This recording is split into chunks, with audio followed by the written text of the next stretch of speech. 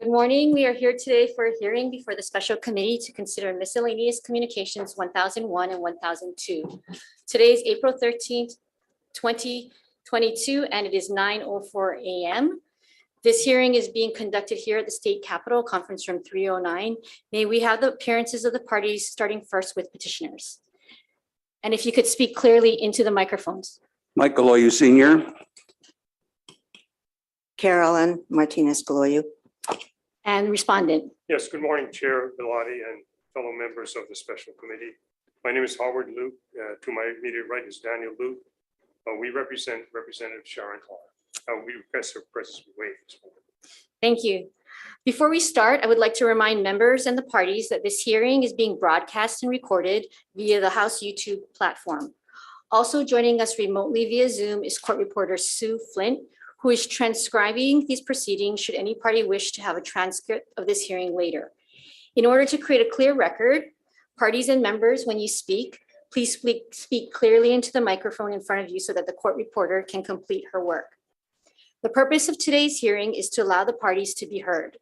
The special committee will be hearing testimony regarding miscellaneous communication numbers 1001 and 1002 submitted to the House on March 6th and March 8th, 2021, respectively. These petitions raise concerns regarding respondents' conduct related to the events of February 22, 2021, and whether this conduct violates Rule 62 of the House Code of Legislative Conduct. The format of the hearing will be presentations by petitioners first, followed by questions from the committee, and then presentations by respondents, followed by questions from the committee. Each party will have up to 20 minutes for their presentation.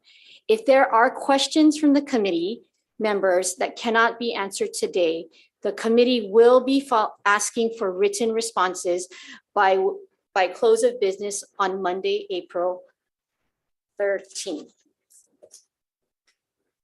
Sorry, not April 18th. So again, any questions that cannot be answered today, the committee will be asking for written responses by close of business on Monday, April 18th. The committee has submittals from the parties that include petitioners' miscellaneous communications, petitioner Michael Goloyu's submittals dated February 10th, 2022, petitioner Carolyn Goloyu's submittals dated February 25th, 2022, and respondent submittals dated March 11th, 2022. The committee also has certified copies of the transcripts of the December 6th, 2021 pretrial and trial proceedings and the January 10th, 2022 trial proceedings in the matter of the state of Hawaii versus Sharon Ellie Har, case number 1DT-21-00387. The committee has endeavored to acquire copies of the exhibits admitted at this trial and may consider these exhibits in its deliberations and final recommendations. To the parties, I'd like to remind you that the guiding principles to the conduct of these proceedings have been the concepts and principles of fairness and due process. We are guided by our rules of the House of Representatives, particularly rules 46, 62, and 14, as well as our constitutional obligation to review these matters.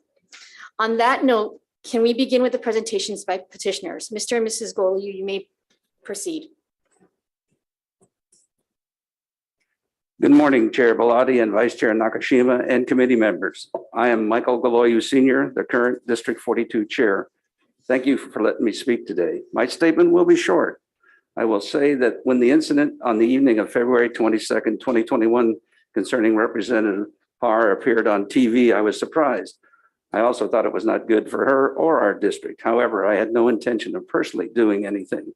It was only after several precinct officers contacted me and asked what our district was going to do, since they didn't think the incident, as reported in the newspapers, TV, and social media, reflected favorably on the district or the representative. As a result, a meeting of the District 42 Council was called to discuss the incident and decide what, if any, action could be taken. The options ran from doing nothing and let the voters decide to following the State House of Representatives procedures for filing a complaint to the Speaker of the House. After over 2 hours of discussion, a majority of the district council members voted to file a complaint to the Speaker of the House. Everyone on the Zoom meeting was told that They also had the option of filing their own complaint if they wish. I know Representative Har has asked that both complaints be thrown out because the judge did not find her guilty of any of the allegations. I consider this, what is happening now, an administrative procedure and not a court of law.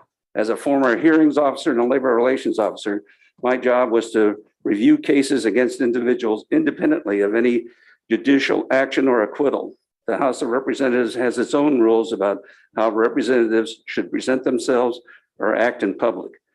We believe the written and recorded documentation of Representative Har's behavior on the evening of February 22nd, 2021 does not reflect the professional standards that all representatives should follow. Although you can review the police camera footage and statements Representative Har made to her other legislators, I'll just mention the discrepancy in the statement made to the police and to the legislature, specifically telling the police that they should not take any medication. But in other statements, the Representative Har states that the reason for the incident was taking cold medication and one beer.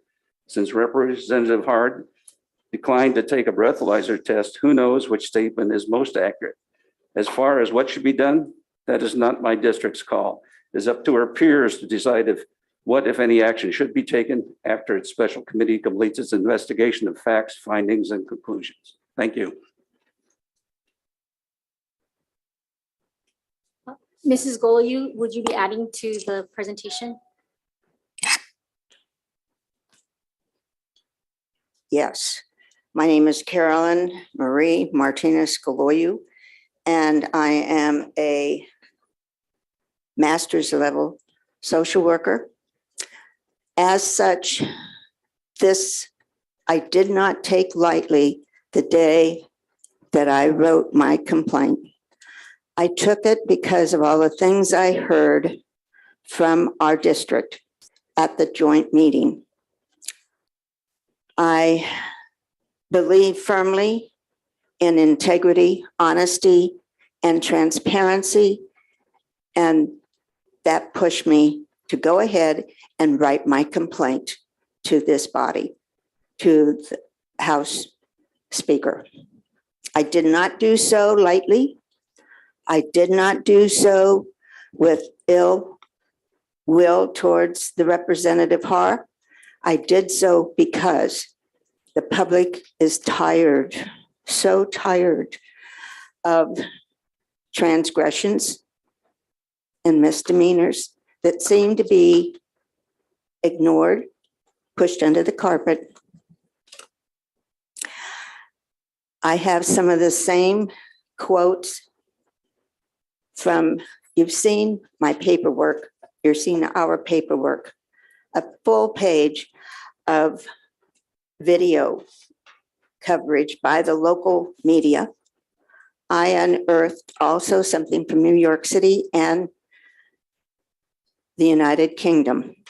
This is not just a local problem. This is a problem everywhere. But we keep saying that Hawaii is different. We pono everyone. If we're going to use the word pono, we also have to use the word responsibility, accountability, and transparency. I'd like to read into the record a statement that was on the Channel 2 News at the time that Representative Har spoke to the House. So many of you were there. And the quote comes, Representative Har has fully accepted responsibility for her conduct. She is deeply sorry for the entire incident. She is dedicated to regaining the trust of the community. Howard Luke, Representative Har's attorney. These words, she is dedicated to regaining the trust of the community, is a problem. You cannot regain the trust of the community when you turn around and allow a technicality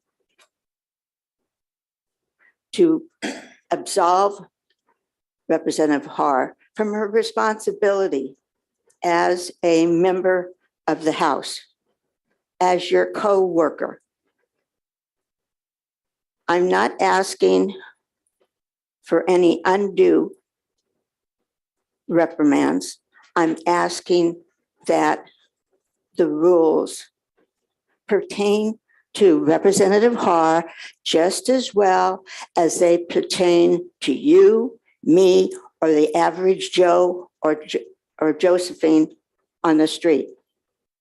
No one is above the law. That has been spoken by former presidents. He said he could go into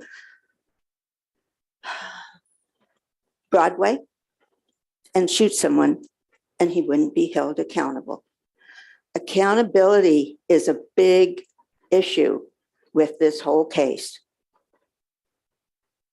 I don't know whether Har's statement to, because I'm not a mind reader, I don't know if Representative Har's statement to the Honolulu Police Department that she wasn't on any medications was true, or was it true when she spoke to you and said that she'd been on codeine for a respiratory infection? I'm not a doctor. I'm not a lawyer. I'm average Carolyn. And I ask that we do something today, because maybe you missed it, so I want to repeat to you. A Honolulu Star Advertiser, April 6th, 2022, from the Tough Ethic Rules for Public Officials. Quote, the state legislature appointed a commission to approve the standards of conduct relating to state governance on February 17th, just 2 days after the former state Representative Ty Cullen and former state Senate Majority Leader Kalani English pleaded guilty to federal charges, accepting bribes, including cash, Las Vegas hotel rooms, and casino chips in exchange for influencing legislation related to the water waste policy. The scandal only reinforces the public opinion that officials swim in a polluted play to pay, spurring legislators to embrace reform, or at least to, and on the right, and on a tight turnaround, the commission delivered its first set of recommendations on March 31st, 2022, and an interim report that keeps the pressure on against shady dealings. Quote, our citizens deserve better, honest government in the state and county levels, the commission states, and we agree wholeheartedly. It's up to you. The six of you, you will be making the decision. And your decision will speak loud and clear to the public of Hawaii and to the rest of the world that no one is above the law, technicalities aside. I'm here not because I want to be. I have plenty more things to be doing. I will be attending the teachers' rally outside after this. I take my responsibility as a U.S. citizen, as someone who believes in our U.S. Constitution and the states and the laws of the state of Hawaii. That's why I'm here. I want to make this Capitol look good. And I'm asking that you take this responsibility, as I know you are, extremely seriously. This is not a game. This is not legacy building. This is integrity, honesty, and transparency. And I give that to you today. Thank you very much. Thank you, petitioners. Members, I'm going to open up for questions by the committee. Any questions? Any questions? Any questions? Go ahead, Representative. I do have a couple of questions. One, in your, Mr. Goliush, in your statement, you cited to a March 2nd correspondence that Representative Har's constituents received, but it was never provided to the committee. Can you tell us what was in there and perhaps provide us a copy? I'll try to find it, but it was the newsletter she puts out. Okay, so it was in one of her regular newsletters. It was just a section of that, Yes, and it dealt with this incident. yes. Okay, thank you. On that note, if you can, as I earlier indicated, if you can provide a copy of that March 2nd newsletter to the committee by Monday and the close of business, that would be helpful. Okay, I'll try to. Members, any other questions? Representative Ichiyama.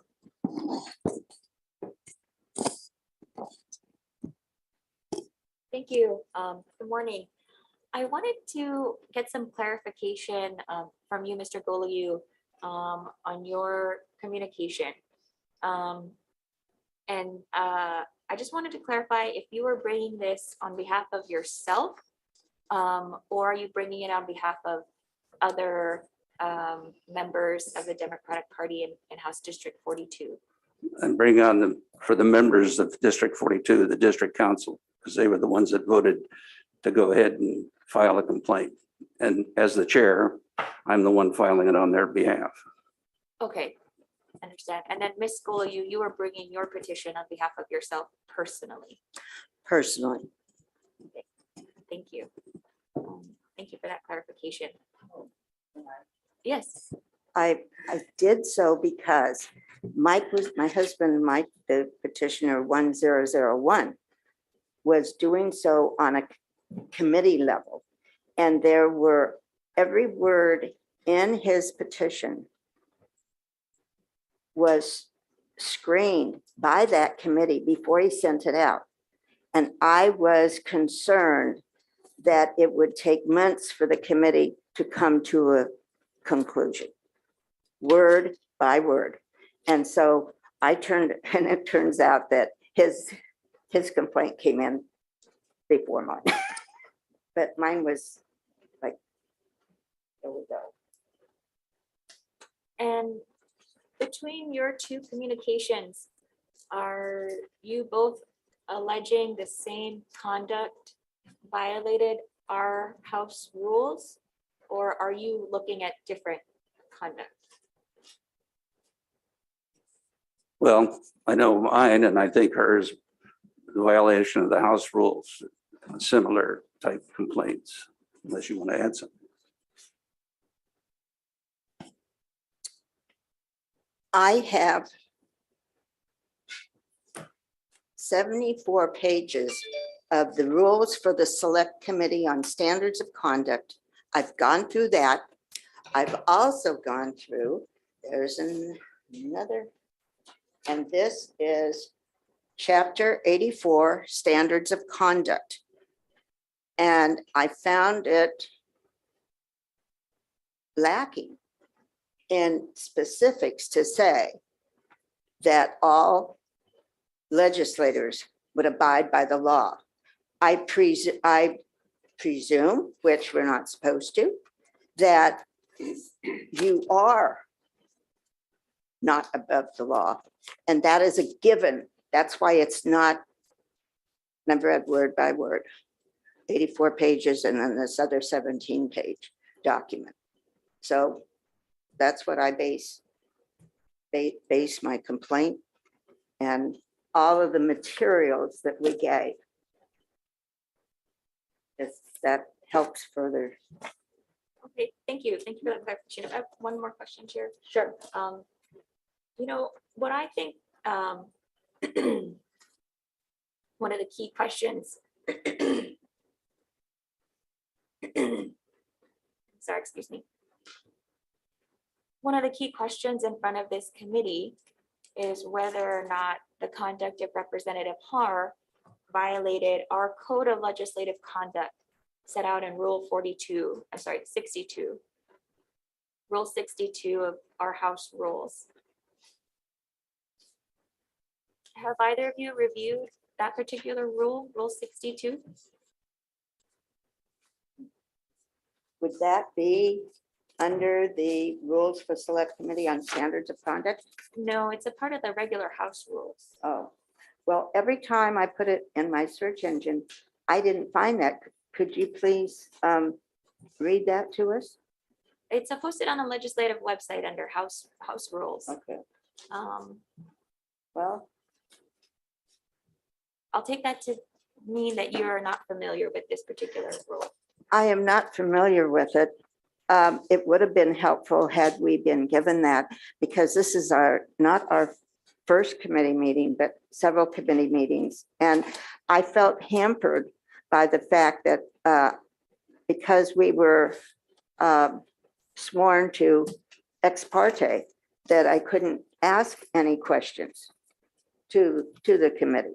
So I didn't know, but I will look it up. In fact, I can try to look it up now, and it's just House Rules 62. 62. I have it down there. Okay, thank you. Mr. Goloyu, I just asked you the same question. Are you familiar with Rule 62, the standards of conduct? I don't remember it word for word, just that I know that there is a standards of conduct, and I can't quote it right now. Okay, thank you. Thank you very much. Thank you, Chair. Can I follow up on that? Yes, go ahead. So this question is for both of you.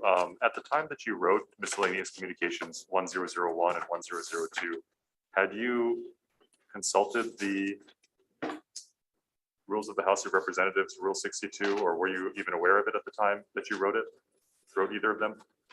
I knew that that's what the complaint could be filed on, was under the rules of the House, and that it could be sent to the Speaker of the House. So I was familiar. I didn't know exactly word for word, but I knew that's why it But could be submitted. So, but you had read Rule 62 before? Yeah, Right, yes. vaguely. I remember looking through it quickly, and I knew we had to quote and send it in so that it would be accepted by the Speaker's office. So that's not, Rule 62 is not the petition Mhm. section. Rule 62 is the standards of conduct section. So I understand that you looked at the House rules and you filed the petition based under the House rules of that section. But did you consult Rule 62, the Code of Legislative Conduct, before filing either of these? Truthfully, I don't remember right now. Okay, that's fine. Ms. Goldhuge? Are you referring to the quote in our original petition?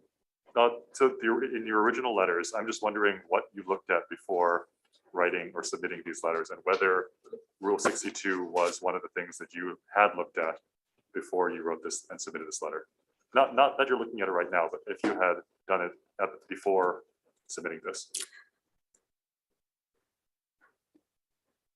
No, I will be honest with you and transparent.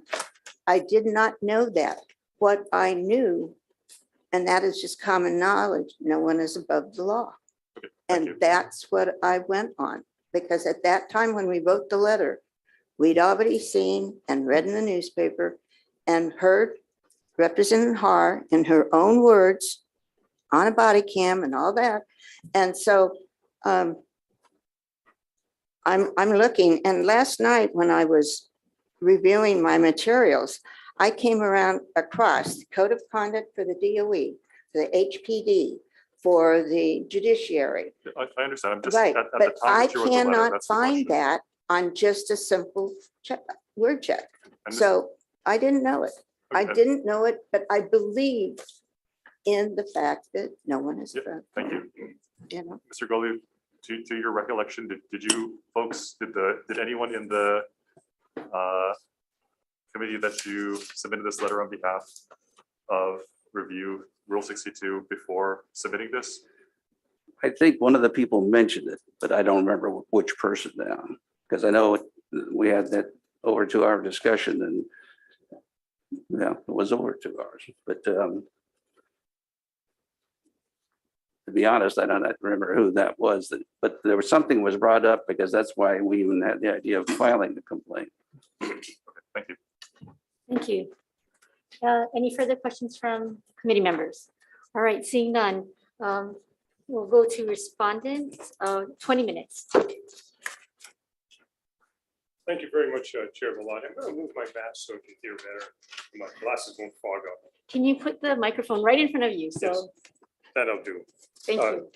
Is there any need for me to make the comment that I just provided, or was that recorded? That's fine. Okay, so, and with respect and appreciation to the entire committee, Chair Bellotti, representatives, I'm going to go from left to right from where I'm facing.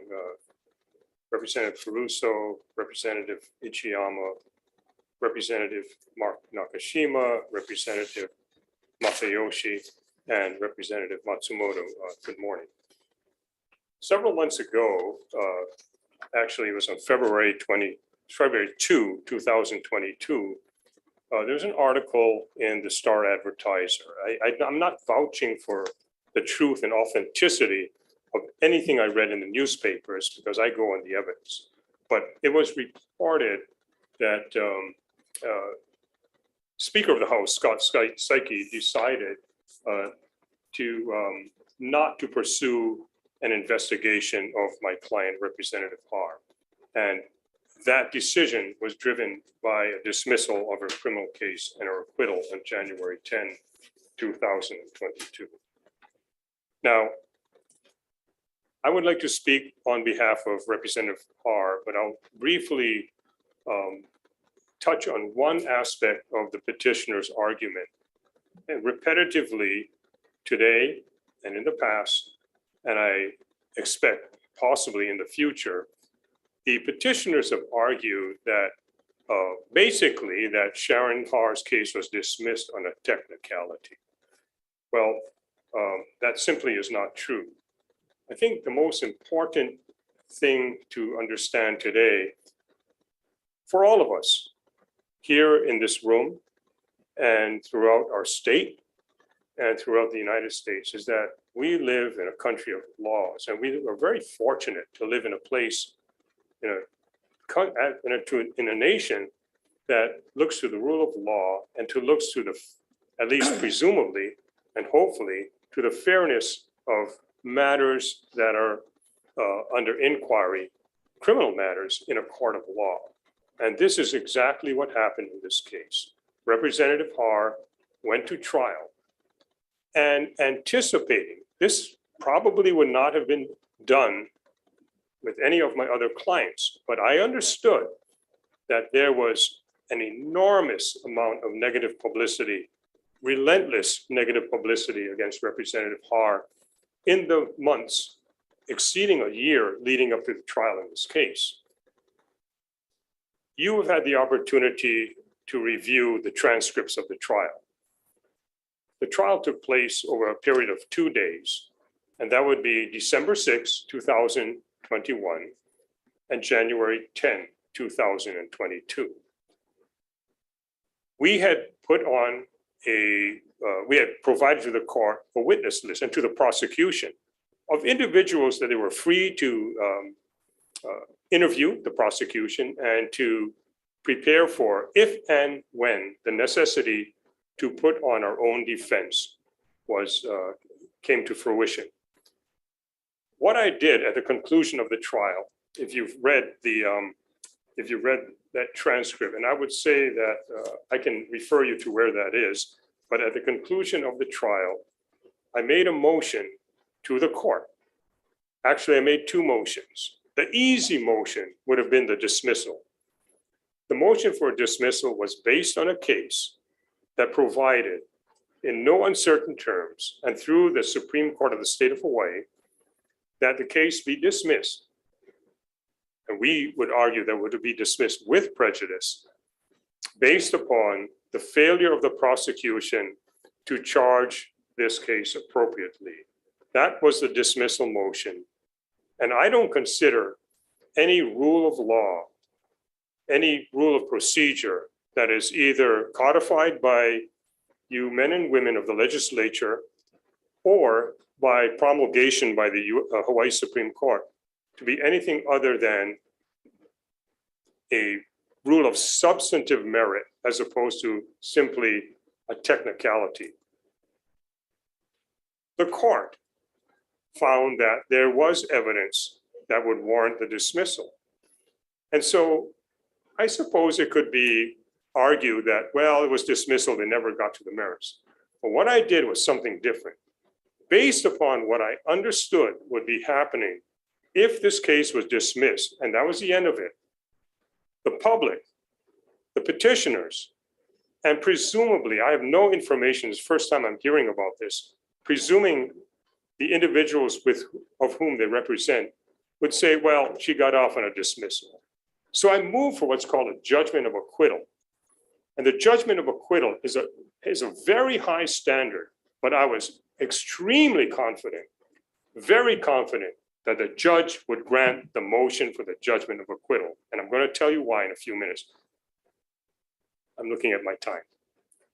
You've had the judge's ruling before you, and I will refer you to the transcript. But the fact of the matter is the judge decided, he could have denied me. He could have said, I'm just going to dismiss this case, it's over. The issue pertaining to your motion for a judgment of acquittal is moot. In other words, I don't need to reach that because the case has been dismissed. But frankly, and if he entertained it and he felt that the prosecution had failed had in fact met their burden in the light most favorable to the government, he would have denied the motion. So someone might be arguing, well, what kind of a lawyer are you? Why are you asking him to do that? It's because I was so confident that the prosecution failed to meet their burden. The judge, as you can see, the judge went through the facts of the case, cited the testimony of the witnesses, and above all, in his opinion, above all, the body cam footage. And I'm very appreciative of the advent of body cam footage, because nothing, a picture is worth 1,000 words. I imagine a video is worth 1,000,000 words, because the officers could say anything, and one would have to judge their credibility by hearing them out and deciding what in fact happened, except for the fact that the body cam footage completely contradicted the police officer's case. And if you look at that, it's a very unfortunate. What was represented as being the odor of alcohol increased by the two witnesses who testified to it in the course of the trial. And as I argued, the one person, the officer who was with Sharon Har and was actually touching her physically and escorting her to and from the car, didn't mention any odor of alcohol. That's the only thing that you can capture in the body cam footage. The body camera footage show me, and I would ask you, I wouldn't say this if it wasn't true. If you look at it, where is the impairment? Where's a slurred speech? Where is any of the, what they call the indicia of impairment? There is none. There is none. She was ambulatory. She had perfect control of her physical self. And I'm going to leave it to you to decide whether or not you could perceive any impairment. So I've been doing this since 1981, and I could not see any. But what I really wanted to say is that the judge did have the ultimate decision, and he acquitted Sharon Har. Of course, there was a lot of feedback from that. I'm looking at my time. I'll try to be. Oh, I'm sorry. I was looking backwards. I thought how much time I was using. I was like, wow, but the countdown is going backwards. So as you recall, and I'm not blaming anybody. I'm not trying to be pejorative to an individual who is an attorney and a very good friend of mine, and whom I worked with for over 40 years. Well, I didn't work with him for over 40 years, but I've known him for several years. And I participated in some of the, in one of the programs by the prosecution and their newly evolved annual prosecution seminar. But apparently, there was no letting go. It was like a bulldog that had grabbed on to a set of facts were really based on an opinion, and were not based upon the evidence that came out at trial. Now, the trial took several hours. It took a full day on December 6th and half a day on on January 10. the following year, the intervening year. And in that trial, I can imagine, I would have loved to have the Galoyuks see, and the petitioners rather, see the trial, the evidence that was adduced, and especially, particularly, the cross-examination. You know, there's a saying that cross-examination is the greatest engine to discover truth in the history of the humankind. And I'm not saying that I'm the best cross-examiner, but it's very obvious when there's contradictions between testimony that is verbal and what is shown on the body camera footage, then that can be easily brought up by even a rudimentary experienced lawyer. And it was very clear to the judge that an acquittal was warranted in this case. So I would like that to be understood, that the truth was in the trial. And as I can't speak for the speaker, but apparently he recognized that the acquittal is tantamount, that pursuing this action after the acquittal was tantamount to double jeopardy. And I think that's absolutely true. You know, I've represented other legislators of both the House and Senate in a few different matters, and often they're resolved without having a trial. But for the fact is that I have never seen, even when someone has been found guilty, I've never seen anything like this before. I think, I don't want to use a pejorative word that's stronger than would make some people comfortable in hearing, but I think it's absolutely wrong. I don't want to use the word disgrace to keep pursuing Representative Haar after this acquittal. The courts have spoken. We should be proud of our judicial system. And when I made my statement pointing out in the limited number of words I was able to use to describe how the prosecutor was wrong in his review of the evidence in his press conference, I had a limited number of words. No one refuted anything I said, neither the prosecutor nor any member of the public to tell me, no, what you had written in my first and only op-ed, by the way, was wrong. You misstated the court. You misstated the evidence. What you said was deceptive. You were eluding the truth. None of that happened. You know why? Because they couldn't, because the truth of this case was irrefutable. So Sharon Haar was acquitted as she should have been. And I respectfully ask that this committee find in her favor and find no violation of the rules. And a good question was asked by members pertaining to the rules themselves.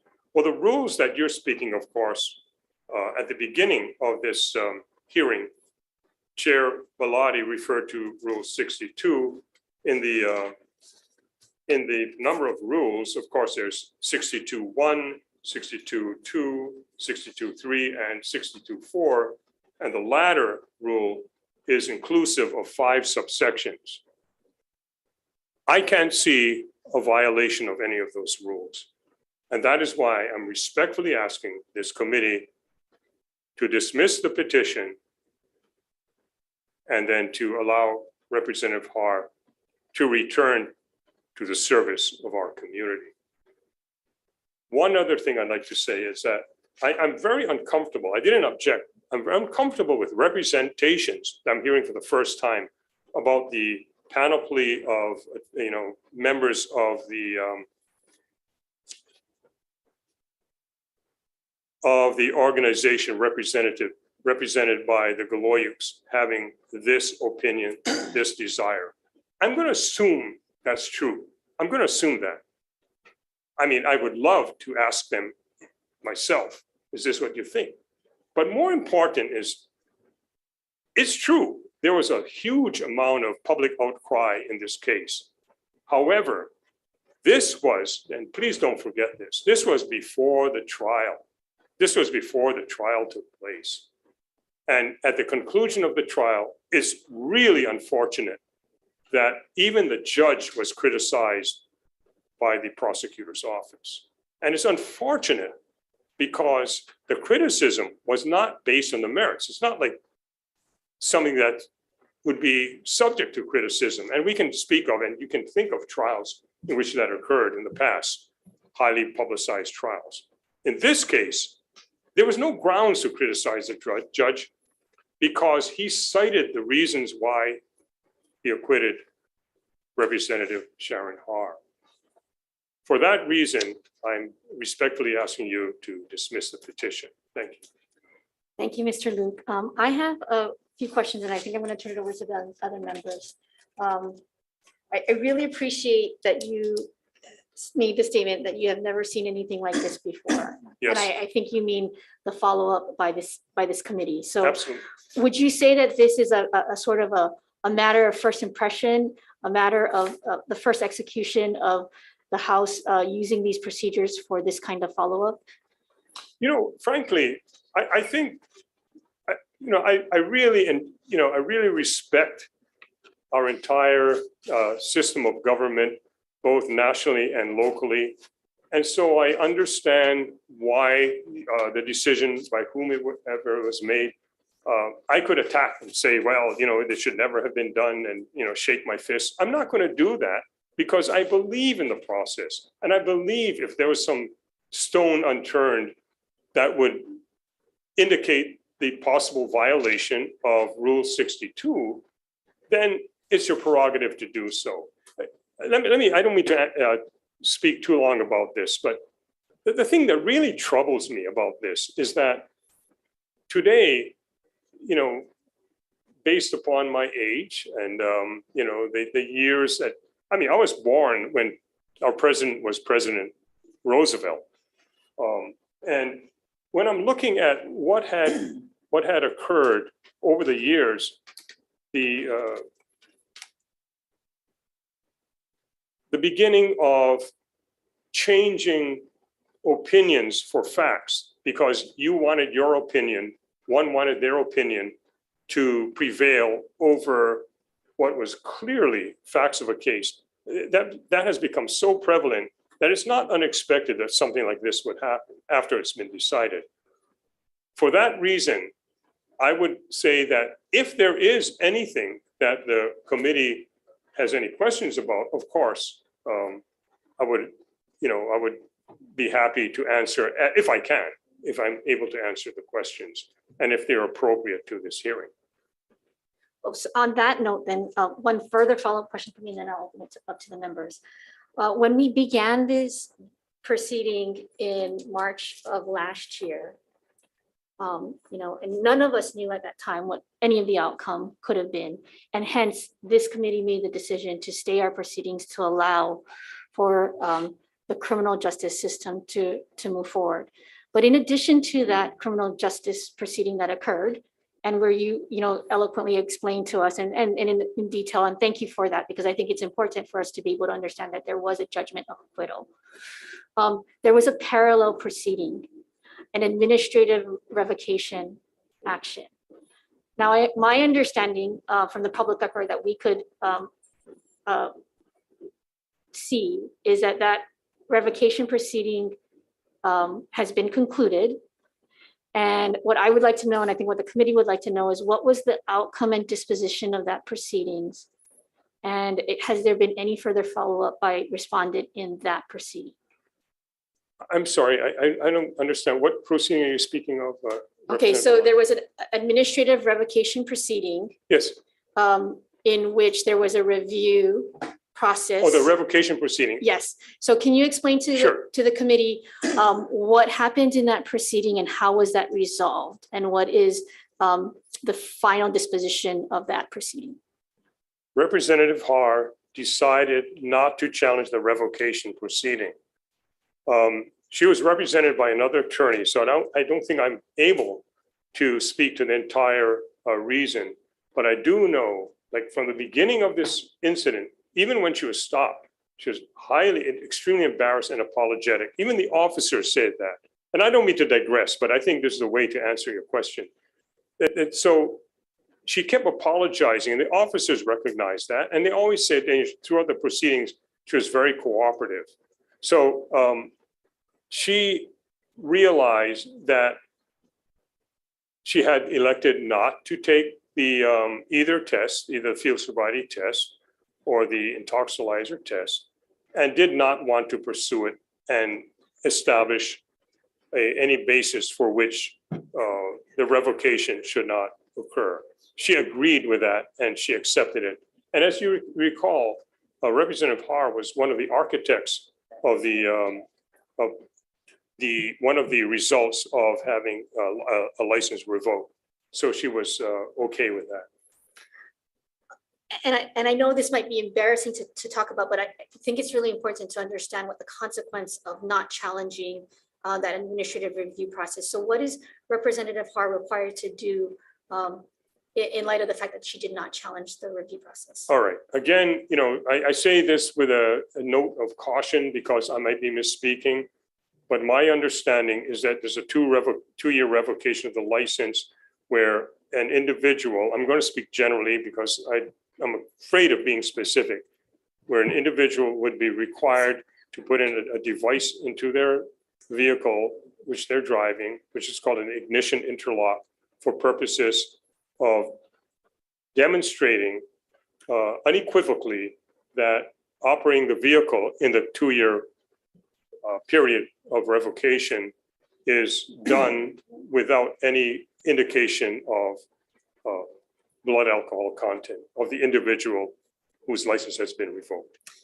Is it also, and speaking generally, not specifically to Representative Har, but under the administrative revocation proceedings, is it also a requirement that an individual who agrees to this process seek a substance abuse treatment or further follow-up? Yeah, I believe so. Again, I just don't do that part of these cases. I have another individual who I usually refer these cases to, or one or more individuals. And so I'm afraid of answering the question and then later saying, I made a mistake. There was something that I misspoke about. But my understanding is, yes, there are other consequences, and those can include counseling,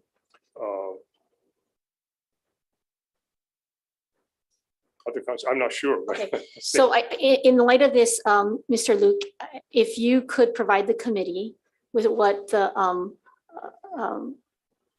requirements Respondent Har, Representative Har has to comply with, consistent with the administrative revocation process. If you could provide that information just in writing into the committee by end of business on Monday, that would be very helpful, just as another piece of factual evidence of the outcomes of the conduct from February 22nd.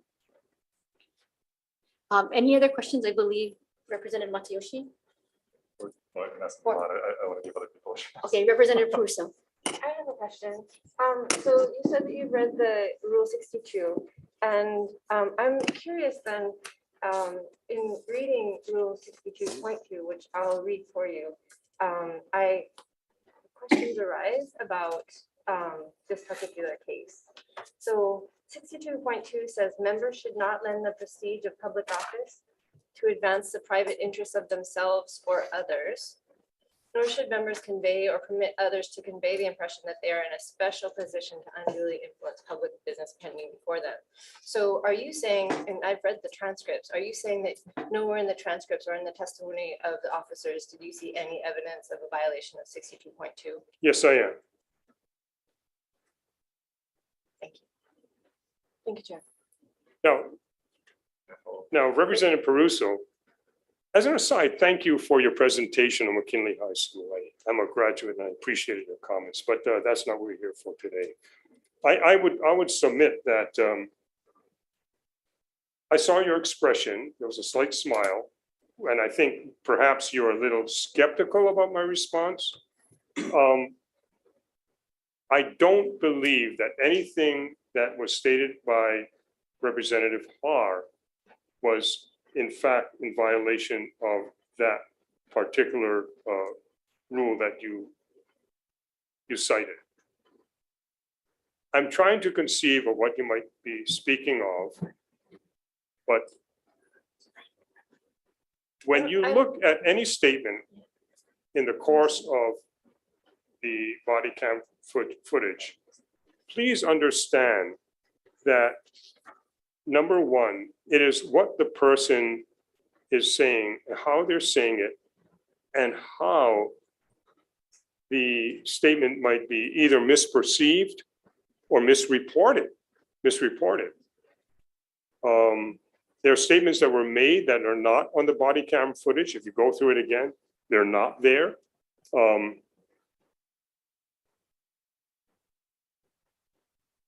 Perhaps reported by one of the law enforcement officers, I'm not sure. There's a few things, but that simply are not captured there in the body cam footage, and it's there. And also, you have to look at the overall credibility, because so many representations were made. I could spend the entire morning and beyond to the afternoon showing where the officers' reports were wrong. We're not going to do that, obviously, but the credibility of the officers were extremely suspect. And I'm not saying this to indicate any disrespect for the law enforcement function, because Sharon Haar did say that they treated her well. She had no complaints about it, even though the cuffs injured her at one point.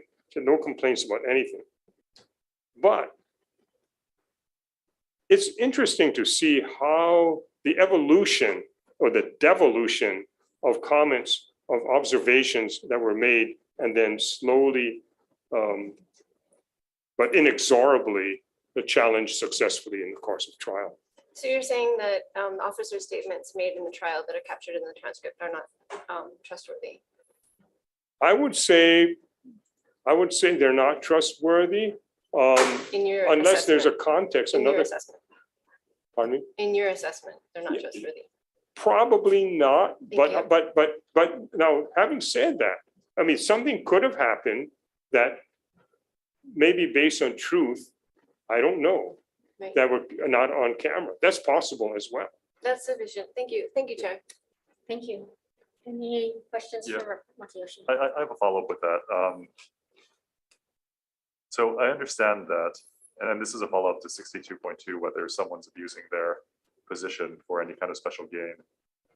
It was reported, and I did not see it in the body cam footage provided by petitioners, so hopefully we can get the full body cam footage from you. But it was reported that Sharon, that Representative Haar asked, "Do you know who I am?" Do you know if she made that statement to the police I during the time? believe that, I don't know for sure, but I believe that's a valid question to ask. But if in fact she made that statement at some point, it's how you say it. For I example, agree. if an individual stopped is embarrassed because who they are, they could easily say, "Oh no, you know who I am." It's not intended to violate the rule that was cited, to convey the impression that they are in a special position to unduly influence public business pending before them. Which the rule is a little, askew from what we're talking about here, but that's the rule cited. And I would submit to you that you take a look at the individual officer who claimed that. This is the same officer who said at the beginning that the odor of alcohol was slight. This is the one officer, I think, of two. The odor of alcohol smelled a slight odor of alcohol emanating from the car. So, and then in the course of trial, it turned out that the slight odor became a strong odor, and then it became a very strong odor. And that And troubled thank you, the Mr. judge. Lucas. How did this morph into, and so the I credibility of understand. the officer was highly challenged. And anything that he said about his perceptions, by the way, what he took to be the case, I think should be looked at with Okay, a huge amount of, I understand that you have doubts about the officer's credibility. What I want to know is when if that statement was made, and if Representative Haar was here, I'm trying to give that statement some context. So if that statement was made, if she was sitting here, if Representative Har was here, I'd be asking her in what the context was behind that and what her intention was for making that statement. But because she's not, if that statement was made by her, not the officer, if that statement was made by her, I'd like her explanation in writing by close of business Monday. This is one of those questions I think you're gonna have to answer in writing, what the context was behind her statement and why she said it in the first place. Because if it was a question of, if the officer asked her, you know, are you, I don't know. I mean, I understand that there's a lot behind it and it can be taken out of context. So I'm asking you to have that context in writing by Monday, if you can. All right, and let me just add a little epilogue to that, Representative Matayoshi. If you notice that it extremely, Representative Howard was extremely penitent and embarrassed. They kept, one thing they did report, the officers did report, that she kept apologizing and saying, I'm sorry, and she was so embarrassed. So I think embarrassment played a huge factor in some of the things that she indicated she spoke about that night. I want that to be very clear. And I do appreciate your comment earlier that a picture is worth 1,000 words. The camera really gives a lot of context to otherwise fairly dry transcript. So if you could provide the committee with that body cam footage so we can get the context behind her statement. For example, her statement, if she did say, do you know who I am? I think that would help the committee a lot in determining the context of that statement and whether it was in violation of 62.2. One moment, please.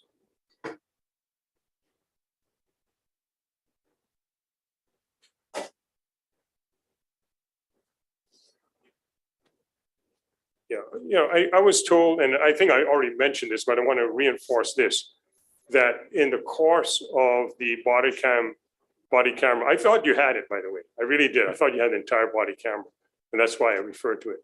But it's not stated on the body camera.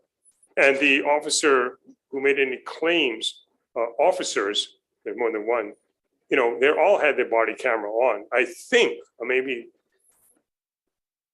I'm not sure, there were several officers there, some probably there that didn't even participate in the investigation. Right. I'm not sure. So, understandable, which is why I would rather have asked Representative Har herself if she made the statement or not. If she's denying she made the statement entirely, then maybe we don't have to address it. But if she admits that she made that statement, I'd like some kind of explanation written of why she made the statement. And as to her embarrassment over the course of the traffic stop, that too, I think the body cam footage really help us see whether the sincerity of that and everything that you've been claiming. So again, if we could get the full body cam footage from you, I think that would help to evaluate a lot of the statements that you made. Yeah, thank you. I'll endeavor to do that. Okay, thank you. On this matter, Mr. Luke, if we are, will you consent to us acquiring and seeing the full body cam video? Yeah, I have no problem with that. Okay, so if my staff and you can work out either. Let me say this, Representative Chair Bellotti. I'll talk to my client, but I don't anticipate there'll be any problem with that. But that's why I started off by saying you could see no impairment. I thought you saw the entire body camera footage, which I think was the most important part of this hearing and of the case. Okay. So we will, my staff and your staff can endeavor to try to get a complete copy. We are trying to work through the judicial process as well, because it is my understanding that body cam video is public record. But it's just a matter of acquiring that so that we can get it into the hands of the committee members to review. Okay. Consistent and in court, parallel to the transcripts that we do have. All right, but you have the entire transcript. We have the entire transcript. And the and of course, you have access to the entire body camera footage, right? I think you do. It's a little bit, I think it's a little bit challenging to get it from the courts at this I point. see. So my effort to get it would facilitate helpful. your efforts. Yes. Okay. Also, the exhibits that are referenced in the transcripts too, we don't have access to that. If you could provide those to us as well, if you have access to them, that would help us to put things into context a little better. I don't know if I have all of them. For example, there was a bottle of empty bottle of beer. So we don't I don't know have if we have any of that anymore. And We of don't need course, the objects. I think it's just the, we just need the Documentation. documentation. is all Right, that we right. needed.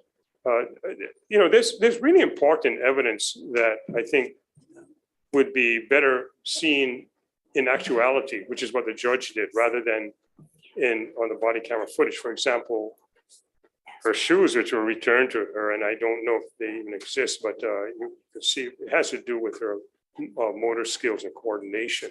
So I'll try to find what you're seeking and then provide that to you. But you will get the body camera footage. And if there's anything specific that you want, please let me know.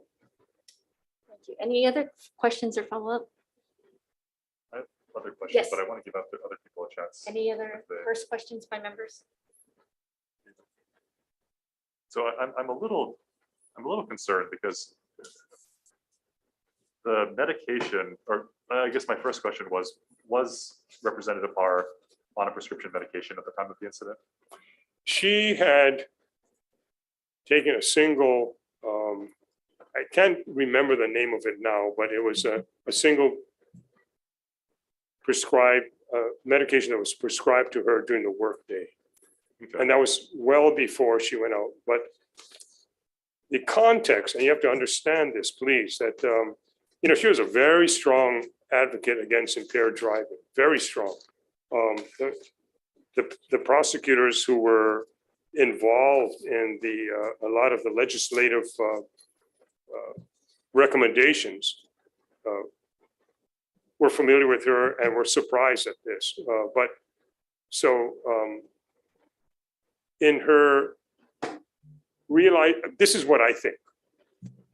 This is what I think, and it's just my opinion. And the fact that she was thinking back, maybe I shouldn't have taken that one medication. And I don't think it would have had any effect from what I've looked pharmacologically. I don't think it would have had any effect on her driving over that period of time. But, and then that small amount of alcohol, which is less than a bottle of beer, is clearly established through the prosecution's witnesses, not just me, through their testimony. And I think you've seen that in the transcript. I'm not surprised at all in the way she was able to walk. Now, as a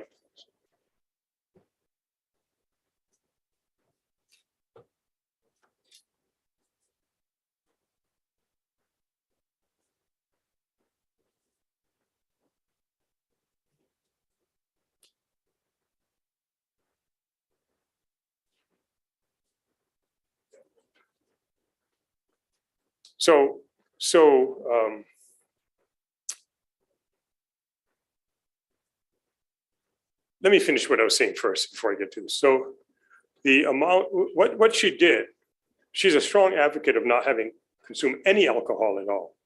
So I think that the embarrassment and the constant flow of apologies was based upon that. So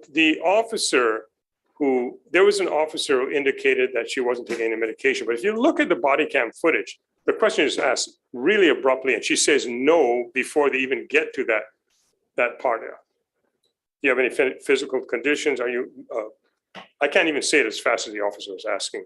Are you on any medication? Related to that question, there was no question independently about whether or not she had consumed or had taken a prescribed medication earlier in the day.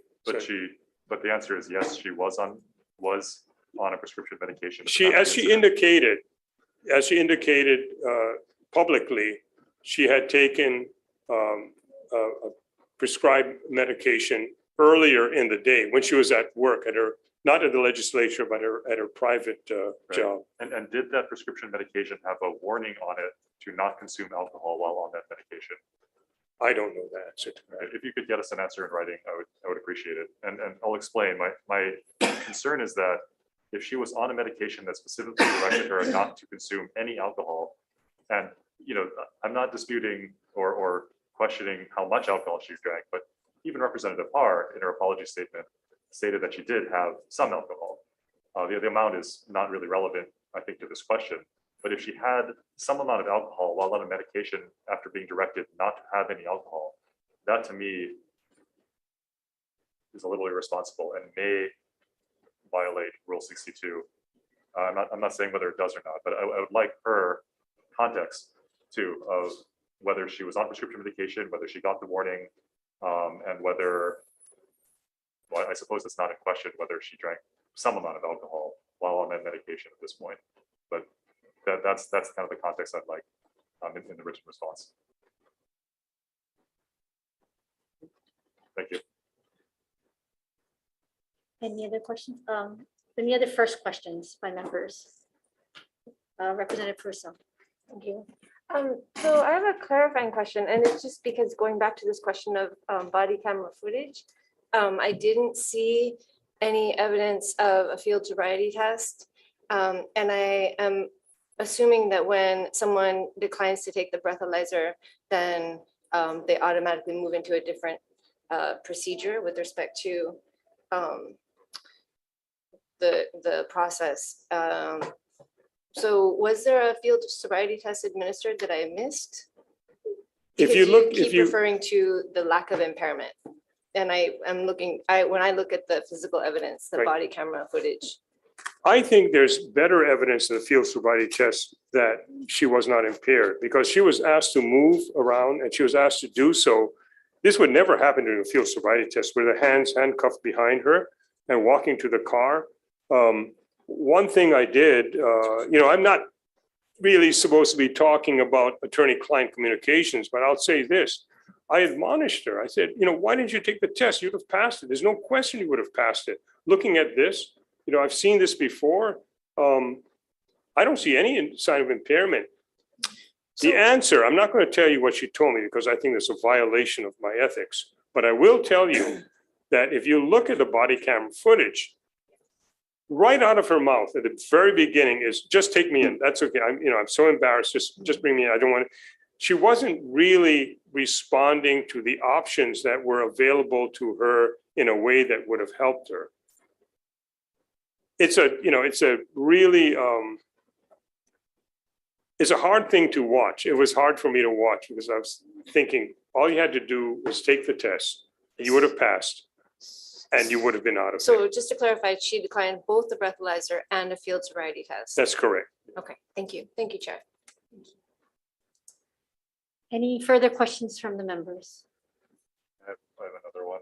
So one of my other concerns is that Representative Parr, at the time that she was, I guess just before the incident when she was eating, she said that she was on medication because she was sick. I think she said that she had an upper respiratory infection. This is February 2021. I mean, we're still kind of at the height of the pandemic at that point. It disturbs me a little that we as a legislature were encouraging people to stay safe, to stay at home, to not gather, but Representative Parr chose to go and have a meal while being sick with a respiratory infection. I'd like some context behind that. And I don't think you could probably answer it because you're not Representative Parr. But if you'd like to respond, please do so. But I think what we're going to probably need is a written response. Representative Har was tested. She did not have COVID. She did not have a respiratory infection in the sense of requiring that, but she did have a constant coughing, which was determined that she believed that, people were asking her what was wrong. So she was taking the medication that was for a respiratory illness. But I think my understanding is that it was later determined that the coughing was not based, and I may be wrong on this, on an actual cognizable medical condition, medical infection, I should say, a respiratory infection. I may be wrong on that. So it was not a respiratory infection. It was, she had a respiratory ailment, but I Okay. don't believe that it was, I don't know exactly how to put it, but it wasn't exactly a respiratory infection. I think it's probably the best way to put it. And I may be wrong on that. But did you know that at the time? Did she know that at the Did you time? know that it was not a respiratory illness? I at don't the know. time? I really Okay. don't know. And if you could, again, I think this would be a good chance for a written response to kind of explain the circumstances behind that and what she knew at the time, whether she suspected that she had a respiratory, the transmissible respiratory illness, and was at this incident anyway. But I would appreciate further explanation. Thank you. Any further questions? Right, seeing none, thank you. We have gone a little bit over, our procedures were to take testimony and questions from each, and there was no rebuttal. So there's no. I just have a question of you, Chair. Will we be given all of the responses that have been asked for next Monday? In the past, everything is supposed to be CC'd to all of us. I would presume that the questions, and we have our answer, that when we send it to you, it's also CC'd to the attorney. The Now, do written we also responses- have The to? written responses will be shared amongst the parties. Okay. Sharing the body camera video and the transcripts are a little bit more difficult. And so those are gonna be documentation considered by the committee. But we will facilitate the sharing of the written responses. We can come down on Monday and see them too. I'm not sure that we're gonna have, but Tuesday? I'm not going to see exactly, because we, like I said, we will provide the written responses to the parties. Well, oh, may I just ask one question?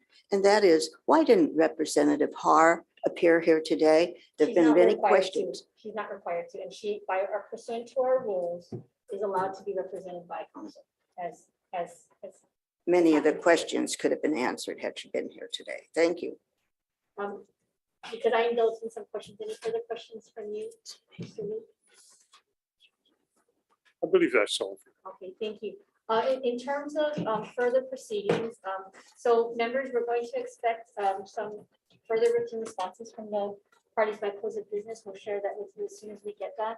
I know we had previously looked at April 20th for our final meeting for deliberations and decision-making.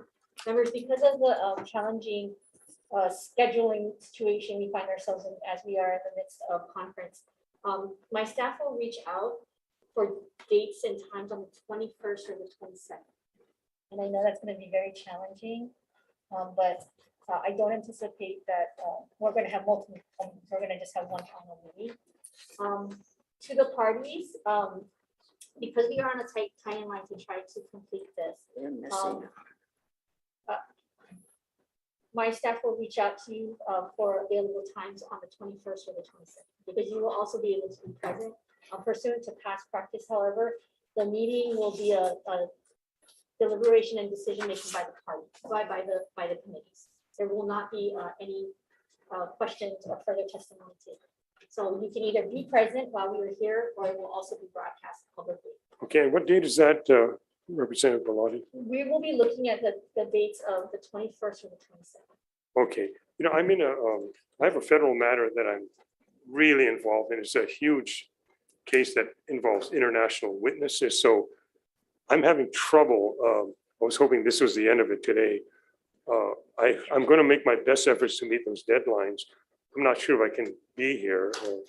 Again, it's not necessary for the parties to be here at our final meeting, but you are welcome to be here, and of course, it will be broadcast. But I do want to make it so that you make it clear that it is available. And we will endeavor, Mr. Lu, to work with you if you do want to be present for our deliberations and our decision. Find a time that's suitable for everybody here. And what I'm looking at everybody to coordinate the schedules of all of us.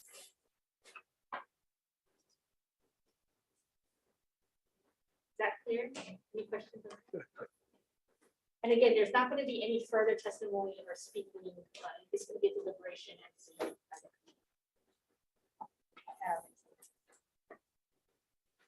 Seeing no further matters before this committee, we are adjourned.